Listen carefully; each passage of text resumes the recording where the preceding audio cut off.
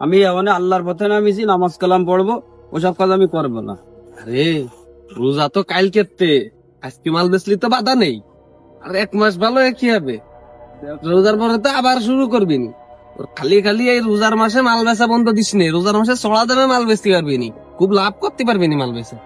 আমি বুঝতে পারিছি আমার কলবে শয়তান লাগি। দাঁড়া, তোর ব্যবস্থা আমি করতেছি। আউযুবিল্লাহি মিনাশ শাইতানির এ রাজিম। বন্ধুর বন্ধুর বন্ধুর, তোরে আমি ধে নিবানি, 1 মাস পর রোজার পরে আমি আবার ফিরে আসবানি। এ 450টা লাভ আছে, আর আজান দিয়ে দিয়েছে, নামাজ পড়তে যেতে হবে। আজকে তার জোরটো খেলবো না, পুরোপুরি ভালো হয়ে যাবো। যাই দেই নামাজটা করে আসি।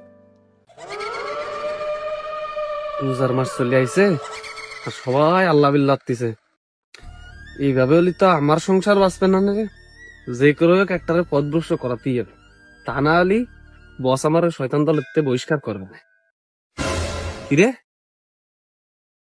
যুবকর কোকেন না, আজান দিয়ে দিচ্ছে, ও মনে হয় নিশ্চিত নামাজ পড়তে যাবে, ওর পথভ্রষ্ট করতে হবে।